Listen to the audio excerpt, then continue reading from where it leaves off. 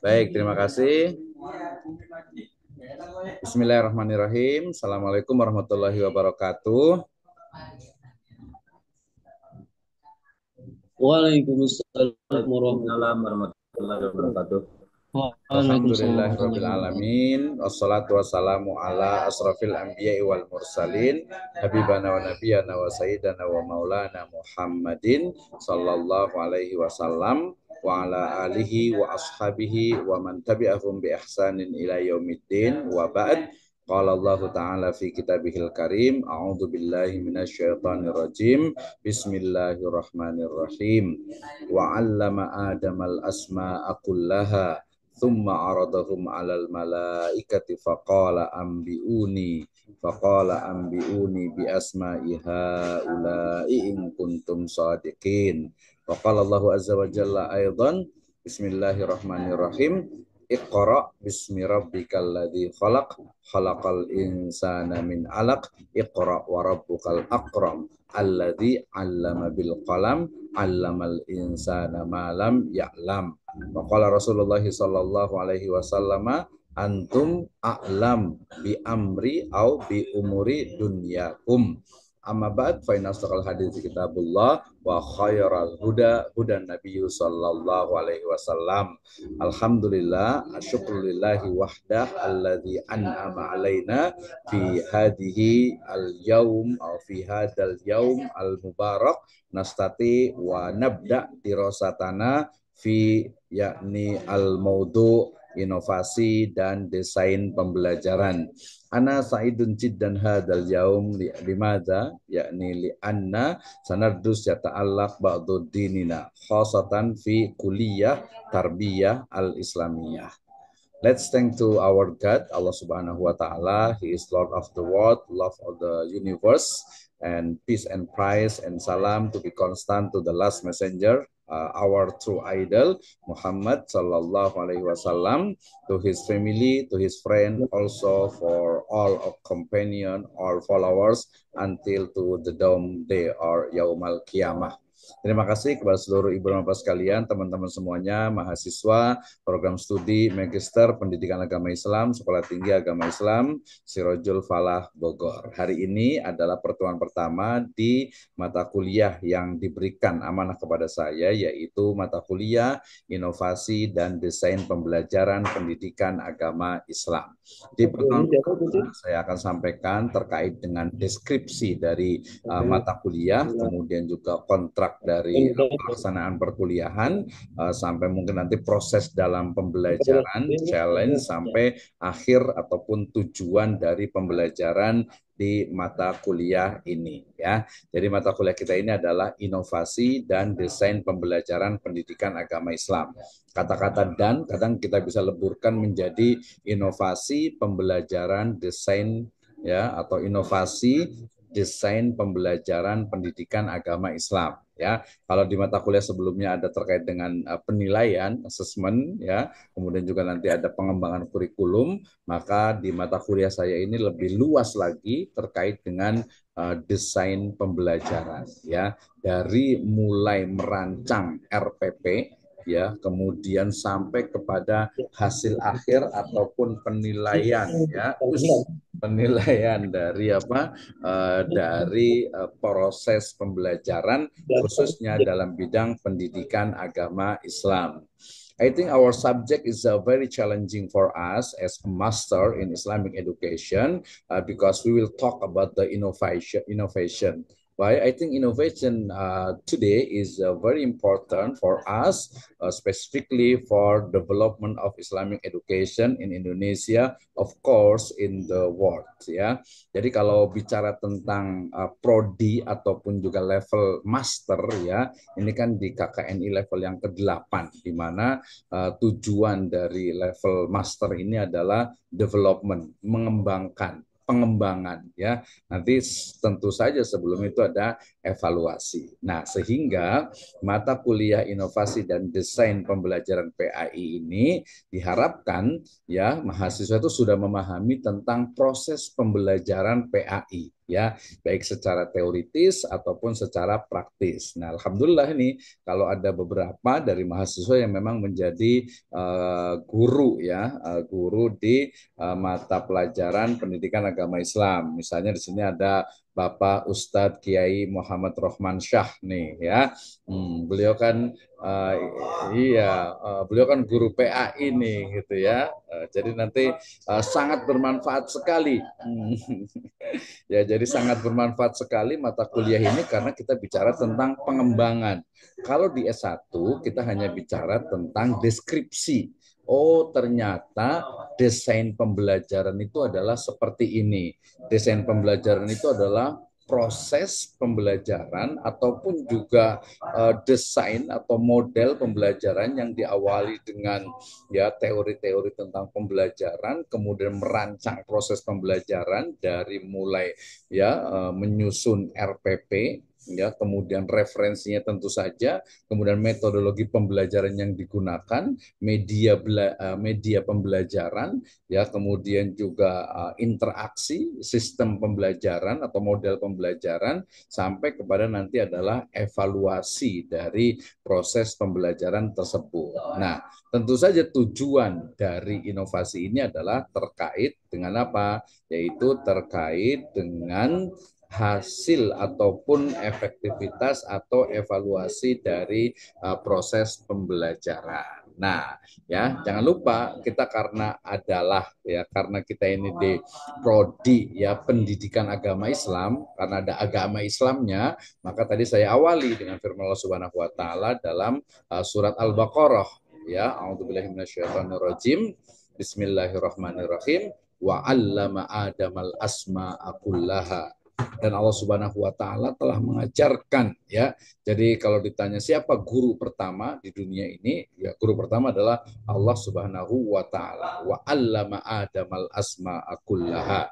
Allah Subhanahu wa taala telah mengajarkan kepada Nabi Adam alaihi salam nama-nama semuanya. Summa araduhum alal malaikah, kemudian ya mendisplay ataupun juga menarasikan, ya, menyampaikan ya kepada para malaikat dan seterusnya. Ya, jadi dari ayat ini secara tafsir bil ilmi kita menemukan bagaimana proses pembelajaran. Kemudian kita diingatkan juga dengan wahyu pertama yaitu surat Al-Alaq, ya, tadi dikatakan a'udzubillahi minasyaitonirrajim bismillahirrahmanirrahim. Iqra bismi rabbikal ladzi khalaq, khalaqal insana min 'alaq, iqra wa rabbukal akram. Nah, yang paling penting ini alladzi 'allama bil qalam. Ya. Nah, 'allama bil qalam itu konteksnya kalau saya lihat adalah sebagai satu innovation, satu inovasi. Kenapa? Karena pada waktu itu ketika bahkan kata-kata iqra sendiri ya secara tekstual itu sebenarnya bukan hanya membaca tetapi ittabi. Ya, membaca juga bukan hanya membaca teks, tapi membaca alam semesta. Berarti di sana ada proses pembelajaran, ataupun lebih tepat, lebih luas lagi adalah desain pembelajaran. Alladzi 'allama bil qalam. Nah, al-qalam itu di situ apa? Nanti boleh lihat lah, ini sebagai pemantik dari mata kuliah kita di inovasi dan desain pembelajaran. Ya, nah, kalau kita bicara tentang inovasi dan desain pembelajaran, tentu saja ya seperti dulu pernah saya sampaikan bahwa pengembangan itu tidak mungkin bisa kita lakukan sebelum kita itu memahami tentang fenomena, fakta, realita yang ada di masyarakat. Ya, dalam hal ini di sekolahan. Jadi bagaimana kita mengetahui desain pembelajaran PAI yang sudah dilaksanakan oleh guru-guru PAI. Nah, kalau seperti itu berarti tujuan pembelajaran mata kuliah ini ada dua, ya. Yang pertama adalah mahasiswa wajib untuk memahami tentang teori-teori pembelajaran atau teori-teori desain pembelajaran yang secara teoritisnya. Nah, kemudian nanti ada challenge-nya, ya. Challenge-nya itu adalah mengetahui desain pembelajaran yang dilaksanakan oleh guru-guru PAI, ya, di berbagai level pendidikan. Nah, setelah tahu oh teorinya begini, ya, desain pembelajaran PAI, kemudian pelaksanaannya, implementasinya di sekolah-sekolahan, di sekolah-sekolah itu ya ternyata seperti ini. Nah, What's next? Nah, apa setelahnya? Maka setelahnya adalah inovasi ya melalui proses pengembangan. Ya kalau pengembangan itu biasanya memang yang sudah ada dikembangkan. Kalau inovasi sebenarnya bisa juga ya, inovasi itu bisa jadi bukan berarti sesuatu yang sangat baru, bukan gitu ya. Tetapi pengembangan dari yang sudah ada. Misalnya dari sisi desain pembelajaran, ya misalnya dari sisi mungkin penggunaan media belajar, atau mungkin juga susunan dari modul pembelajaran. Ya, nah itu semuanya adalah pengembangan. Nah, seperti itu. Jadi di mata kuliah saya dalam lebih kurang 14 pertemuan ke depan kita akan membahas tentang bagaimana sebenarnya inovasi desain pembelajaran. Nah, lebih tepatnya lagi atau lebih jelasnya lagi, saya izin akan share screen untuk mata kuliah saya, yaitu di terkait dengan ataupun RPS ya, RPS yang akan saya izin untuk saya sharekan. Nah ya, nah, ini RPS-nya saya sudah simpan di Google Classroom ya, saya sudah simpan di Google Classroom. Kemudian juga di kampus saya sudah kalau di kampus nanti silahkan ini kan ya, silahkan didaftarkan, nanti kalau ada tanya-tanya bisa ke Pak ini bagian kepala BAK ya, nanti boleh tanya di sana. Kemudian tapi agar lebih jelas saya akan tampilkan dari mata kuliah kita ini. Ya, baik. Sebelum kita lanjut, saya izin dulu ya. Saya jelaskan, nanti baru kalau ada pertanyaan langsung ya. Oke, sebentar. Saya akan share screen saya menggunakan share screen dengan sistem yang advance ya. Advance itu dia lebih bagus tampilannya ya. Kemudian di mata kuliah S2 Inovasi dan Desain Pembelajaran, first meeting ya, first session. Nah, ini ya. Oke, sambil menunggu. Baik, Ibu dan Bapak sekalian, ini adalah mata kuliah kita. Ya, mudah-mudahan sudah terlihat. Ya, sudah terlihat belum? Sudah kelihatan ya, ada Ibu Siti Asia, ada Pak Rafiq Sudah, Hidayat, dokter. Pak Patria, Pak Ustadz Ali Sadiq. Udah Ustaz. Ya, baik. Inovasi dan desain pembelajaran. Ya, masih bersama saya Abdurrahman Misno. Ada MPD-nya terakhir biar kita bidang pendidikan agama Islam. Ya, tadi saya awali dengan firman Allah Subhanahu Wa Taala dalam surat Al-Baqarah ayat 31, dan juga tadi sebenarnya Al-Qasas 77 ya. A'udzubillahi minasyaitonirrajim. Wa bataghi fi ma ataqallahu daral akhirah wa la tansa nasibaka minad dunya. Jadi konteksnya di sini sebenarnya adalah walatan sa nasibaka minad dunya. Jadi kita juga tidak boleh lupakan bagian-bagian keduniaan, bagian-bagian inovasi yang membawa kepada kebaikan dari kehidupan kita ini ya. Kemudian juga sabda Nabi SAW ya, ini juga penting ya. Jadi dalam proses pembelajaran, dalam segala aktivitas ya, sebuah riwayat menyebutkan innallaha azza wa jalla yuhibbu idza amila ahadukum amalan ayyutqinahu ya. Jadi Allah Subhanahu wa taala itu menyukai jika salah seorang di antara kita itu melakukan suatu amal secara itkon, secara profesional. Jadi nanti dalam proses perkuliahan, dalam proses pengajaran, proses pembelajaran, termasuk menyusun desain pembelajaran itu harus itkon, harus profesional ya. Wa antum a'lamu bi amri au bi umuri dunyakum. Kalian lebih mengetahui urusan dunia kalian, maknanya kita diberikan kesempatan, kita diberikan satu hal untuk kita berinovasi dalam berbagai hal, terutama terkait dengan keduniaan dan specifically in Islamic education, dalam bidang pendidikan agama Islam. Nah, kenapa mata kuliah ini penting ya? Kita pahami bahwa perubahan zaman dan juga karakter siswa ya. Ini biasanya kalau yang usia-usia 30, 40 seringnya itu kadang membandingkan, oh enakan zaman dulu ya, atau mungkin kayaknya anak-anak itu lebih sopan-sopan zaman dulu ya. Mereka itu mungkin ketika datang atau ketika melalui atau melewati gurunya mereka sangat sopan, menunduk ya, kemudian juga ya pasti cium tangan dan sebagainya gitu. Anak sekarang kok beda ya. Oh, ternyata ini adalah salah satu dari ya efek dari perubahan zaman ya, yang otomatis karakter siswa itu juga berbeda. Nah, salah satu penyebabnya itu adalah memang karena perkembangan dari teknologi informasi dan komunikasi, di mana setiap siswa, ya peserta didik sekarang itu dengan bebas mengakses ya. Nah, kalau ini tidak dibatasi atau bukan dibatasi ya, tidak diarahkan oleh orang tua, ya bisa jadi akan kebablasan. Nah, salah satu bentuk kebablasannya itu adalah munculnya deislamisasi. Ya, deislamisasi ini ya seolah-olah tuh apa ya, dia tidak mengindahkan ya moral agama. Ya dia itu menganggap Islam itu ribet gitu ya, Islam itu bikin ini, apalagi nanti ada lain-lainnya lah gitu ya, menganggap Islam itu kayaknya nggak penting gitu agama gitu ya. Nah ini namanya deislamisasi. Maka dalam proses ini ya, dalam proses untuk menjawab berbagai tantangan zaman, perubahan karakter siswa, perkembangan teknologi dan informasi dan komunikasi, kemudian juga gerakan deislamisasi, maka adanya pembelajaran ya PAI yang mestinya tidak stagnan. Ya, jadi ya ini mungkin di beberapa ya, tidak semuanya ya. Jadi kemarin juga saya ketika ujian menguji ya anak-anak yang PLPK itu, ya kadang ketika mengajar itu mereka sangat khutbah gitu ya, lecturing sekali gitu ya. Ada yang ya mungkin karena masih belajar ya, namanya juga S1 gitu kan ya. Jadi mereka tuh ada yang masih istilahnya itu terpaku dengan buku misalnya textbooknya. Ada juga yang terpaku kepada teknologi media, akhirnya justru malah waktunya habis untuk media.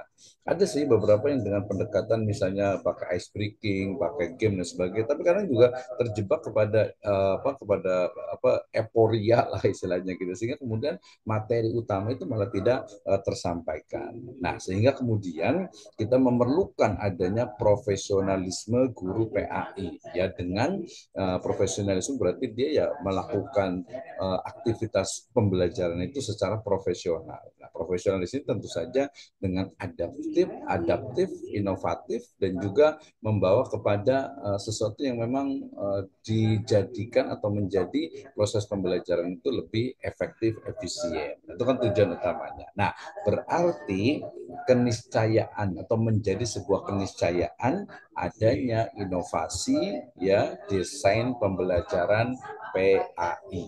Ya, jadi kalau ada yang bilang, aduh Pak, kayaknya udah gini-gini aja lah Pak gitu ya. Susah anak-anaknya. Kemarin juga saya sempat ada ini juga, ada grup, bukan guru dia sih ya, sedang PLPK juga.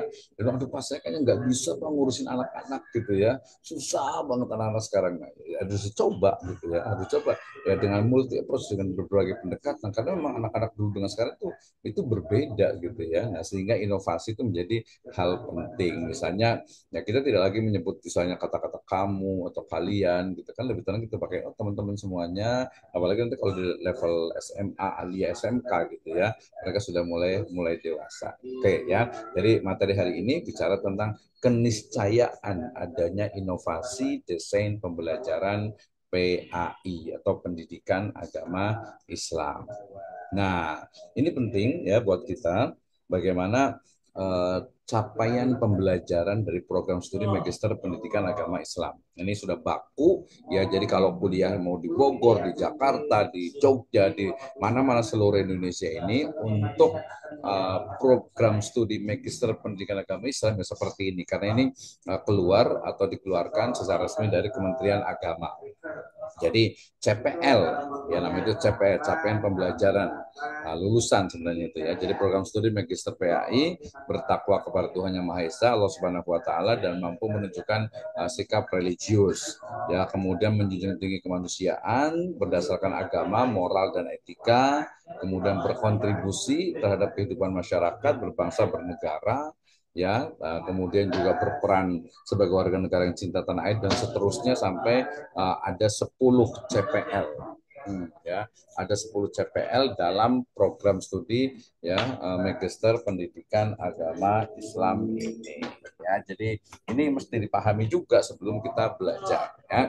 Kemudian ya, jadi CPL itu capaian pembelajaran lulusan itu nanti ada yang sifatnya pengetahuan, ada yang sifatnya itu sikap ya, ada yang khusus dan juga ada yang umum gitu ya. Ini CPL dari pengetahuannya. Jadi kalau Ibu dan Bapak sekalian, teman-teman semuanya itu kuliah di program magister ya, harus mampu lihat keywordnya itu adalah mengembangkan Ya, jadi mengembangkan teori-teori pendidikan agama Islam yang terintegrasi dengan keilmuan lainnya. Jadi ketika hari ini kita belajar tentang inovasi desain pembelajaran, berarti kita juga nyambung di dalamnya lagi. Sebenarnya bukan hanya integrasi, tapi di dalamnya itu dia sudah ada misalnya tadi desain kurikulum, kemudian desain atau metode pembelajaran, kemudian media pembelajaran, ya teknologi pendidikan, ya kemudian juga sistem evaluasi, semuanya ada di dalamnya.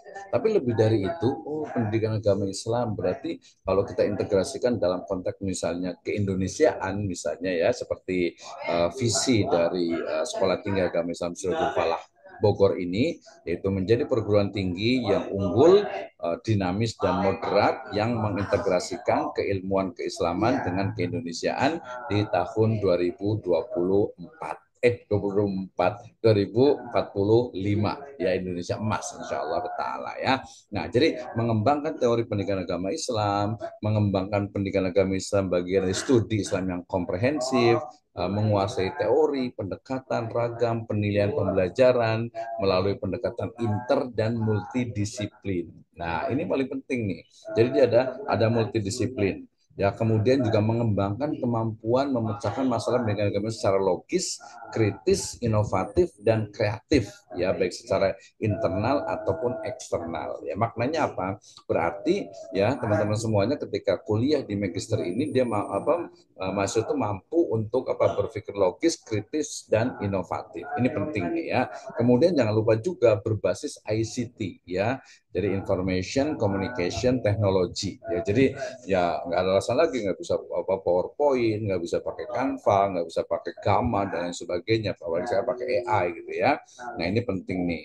Nah, tadi yang saya katakan juga, jadi di mata kuliah ini kita harus menguasai teori dan aplikasi dari desain pembelajaran pendidikan agama Islam itu sendiri ya. Nah, ini CPL pengetahuannya, CPL sikapnya, woi banyak ya. Nah, umumnya nih ini juga cukup banyak juga. Nanti boleh dibaca, nanti saya share. Ini udah saya share di Google Classroom ya. Nanti boleh dinikah ya. Kemudian CPL khususnya ya, ini jadi secara spesifik itu adalah mengembangkan kurikulum pendidikan agama Islam sesuai dengan teori pengembangan kurikulum. Ya, jadi kita udah beda lagi nih, kita bukan lagi teori pengembangan kurikulum, tapi secara lebih luas lagi yaitu desain pembelajaran PAI. Ya, ini bisa dibaca terkait dengan CPL yang khusus. Nah, ini yang paling penting. Jadi mata kuliah kita ini capaian pembelajaran lulusan dari mata kuliah inovasi dan desain pembelajaran PAI itu adalah ya mahasiswa itu mampu untuk yang paling mudah dulu nih menguraikan, mendeskripsikan desain pembelajaran pendidikan agama Islam berbasis teknologi informasi. Jadi pertama itu dia harus mahasiswa itu harus paham dulu, oh ternyata begini desain pembelajaran yang teoritisnya. Nah, kemudian praktisnya itu seperti apa? Nah, jangan lupa juga kita integrasikan juga dengan tadi visi dari STA Israel Falah ini adalah ada keindonesiaan, berarti mampu menguraikan strategi dan metode pembelajaran PAI berdasarkan akulturasi budaya berbasis teknologi informasi. Ya, nah nanti juga mampu untuk menguasai desain bahan ajar PAI, kemudian juga desain bahan ajar yang memiliki kekhasan tadi itu ada integrasinya, kemudian juga teori-teori tentang desain pembelajaran, menerapkan nilai-nilai lokal wisdomnya sampai kepada implementasi kearifan lokal itu dalam desain pembelajaran PAI. Itu juga nanti bagian dari inovasi tentu saja, ya. Nah, materinya. Jadi Ibu dan Bapak sekalian kalau tanya, Pak berarti kita mau belajar apa nih? Nah, karena kita ada insya Allah itu ada 14 kali pertemuan, maka saya akan bagi menjadi pertemuan pertama sampai ke-7. Setelah itu baru ada UTS, ya, middle examination, ya, kemudian mid examination, kemudian pertemuan berikutnya, ya, kita sebut aja ke-9 sampai ke-13, kemudian diakhiri dengan final examination atau UAS, ya, UAS. Nah, di pertemuan setelah kontrak perkuliahan, kita akan belajar tentang teori inovasi pembelajaran PAI, ya. Nanti sebenarnya akan saya singgung sedikit tentang teori inovasi pembelajaran ya, specifically in Islamic education, ya. Kemudian setelah itu baru teori dasarnya, ya. Dari ada inovasinya, kemudian teori dasar desain pembelajaran atau teori tentang desain pembelajaran. Ya, kemudian bagaimana menyusun kompetensi dan juga tujuan pembelajaran. Yang kelima adalah pengembangan kecakapan dan pembelajaran PAI. Yang keenam adalah desain materi pembelajaran, ya, pengembangan persiapan mengajar PAI. Yang ketujuh adalah metode pembelajaran PAI kontemporer. Nah, di sini nanti saya akan kasih challenge di pertemuan yang ketujuh untuk pertemuan yang kedelapan atau UTS-nya. Jadi UTS-nya ini too simple, ya, sangat simple, sangat mudah. Jadi Ibu dan Bapak sekalian, cukup datang ke sekolahan, kemudian boleh interview, observasi terkait dengan desain pembelajaran yang dilaksanakan oleh guru PAI. Di sini ada 3 tipe. Tipe pertama, dia adalah seorang guru, maka dia bisa menyebutkan tentang apa yang dia lakukan, desain pembelajaran yang dilaksanakan oleh guru PAI itu sendiri. Yang kedua, mungkin dia itu mahasiswa itu adalah kepala sekolah, maka dengan konsep supervisi, kalau zaman dulu ya, kalau sekarang juga namanya observasi juga ya. Jadi seorang kepala sekolah harus mengobservasi guru-gurunya dalam proses pembelajarannya. Nah, berarti kalau jadi kepala sekolah akan lebih mudah gitu ya. Artinya kita bisa mengevaluasi tentang desain pembelajaran yang dilaksanakan oleh guru ya. Secara khusus di sini adalah guru PAI. Tapi ada juga mungkin nih yang menjadi pemilik yayasan, ketua yayasan atau ya ini yayasan itu juga lebih mudah juga. Jadi memastikan bagaimana proses pembelajaran itu memang berjalan dengan baik, dilaksanakan tadi oleh kan ini yayasan ya, oleh kepala sekolahnya sudah betul, kemudian oleh gurunya juga betul juga. Nah, ini challenging-nya kita. Jadi tidak mengawang-awang, tapi memang kita tahu persis bagaimana desain pembelajaran yang ada di sekolahan ya, dengan berbagai strata levelnya lah ya. Nah, ini di pertemuan yang ketujuh sekaligus nanti menjadi UTS gitu ya. Nah, kemudian di pertemuan yang berikutnya setelah UTS itu nanti kita akan belajar tentang model pendekatan strategi dan juga metode pembelajaran. Ya, ini spesifik kemarin kita juga di webinar itu sudah membahas tentang misalnya HOTS model ya, untuk higher order education gitu ya. Nah, itu juga menjadi salah satu contoh. Ada active learning, ada student center learning, ada pembelajaran berbasis kelas ya, dan lain sebagainya, banyak lah ya. Itu model-modelnya nanti kita akan kembangkan. Yang berikutnya proses sumber bahan dan media pembelajaran. Jadi kita pahami dulu misalnya media pembelajaran itu seperti apa, perlu nggak sih dikembangkan gitu ya. Masih relevan tidak misalnya sekarang itu media pembelajaran itu adalah, kan kita tadi ngomongnya tentang local wisdom ya, misalnya pakai wayang nih, pakai wayang kulit atau wayang golek, wayang kardus. Nah, ini anak-anak menarik nggak nih? Atau bentuk wayangnya diganti, bukan wayang Arjuna, Sinta gitu, tapi wayang-wayang yang mungkin Kang Karman gitu ya, Kang Karman, Kang Mang Ujang gitu ya. Nah, itu mungkin lebih dekat atau mungkin lebih lebih modern lagi lah ya.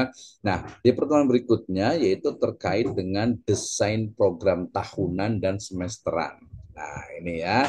Kemudian ada nanti kita belajar tentang pengembangan inovasi desain silabus pembelajaran, kemudian desain rencana pelaksanaan pembelajaran, ada desain evaluasi dan remedial, rencana penilaian pembelajaran, sistem penilaian dan program tindak lanjut. Nah, di sini ada irisan nih dengan tadi ada Pak Dr. Nur Hasan atau Pak Dr. Edi ya di mata kuliah tentang penilaian. Di sini ada irisan. Ya, mungkin beliau akan lebih mendalam, kalau saya kan desain pembelajaran secara lebih luas ya. Terakhir kita akan bahas tentang pengembangan silabus, RPP, inovasi perencanaan pembelajaran berbasis kearifan lokal atau berbasis nilai-nilai ya keislaman tentu saja gitu ya. Baru last diakhiri dengan ujian akhir semester seperti biasa. Usulan saya sih sebenarnya ada dua. Ya, yang pertama adalah memang yang terbiasa dengan menulis, berarti lanjutan dari laporan yang UTS itu menjadi sebuah artikel laporan gitu ya. Kemudian bisa chapter ataupun juga artikel jurnal ya. I think jurnal better. Nah, atau juga mungkin ada usulan juga untuk membuat menjadi pemateri untuk webinar ya. Nah, itu boleh dari sekarang. Jadi minimal ada yang mungkin suka ngomong gitu ya, berarti ya kita arahkan untuk yang ngomongnya. Nah, ada juga yang kita arahkan untuk yang mereka mau menulis, sudah kita kasih untuk yang menulisnya. Ya, baik. Nah, itu materi dari perkuliahan kita terkait dengan mata kuliah inovasi dan desain pembelajaran. Baik. Nah, kemudian referensi sebenarnya sangat banyak sekali ya, tinggal nanti cari saja. Termasuk saya sudah upload juga ada bukunya Pak Asrori ya, Pak Dr. Asrori itu inovasi dan desain pembelajaran PAI ya. Dan strategi pembelajaran PAI itu ada juga, saya sudah taruh di Google Classroom juga ya. Kemudian nanti mungkin saya bisa kirim juga di grup WhatsApp-nya gitu ya. Nah, ini beberapa buku sebenarnya sih. Kalau saya lebih senang lihat di misalnya tentang perencanaan pembelajaran mengembangkan standar kompetensi. Ini juga bisa digunakan. Kemudian juga manajemen berbasis sekolah MBS juga masih bisa digunakan.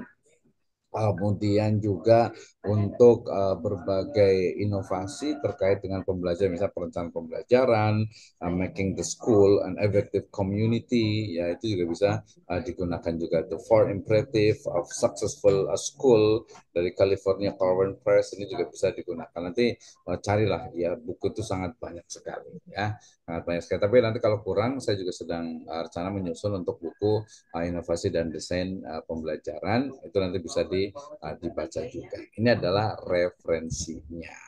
Oke, next ya. Yang berikutnya kalau bicara tentang teori inovasi ini sebenarnya sangat banyak sekali. Tapi before continue ya, saya mau berikan kesempatan dulu nih ya kepada Ibu dan Bapak sekalian, teman-teman semuanya terkait dengan mata kuliah kita. If you have question or maybe something to talk ya, ke kami gitu, saya persilahkan. Nah, sambil juga kita absen dulu nih, saya juga punya absen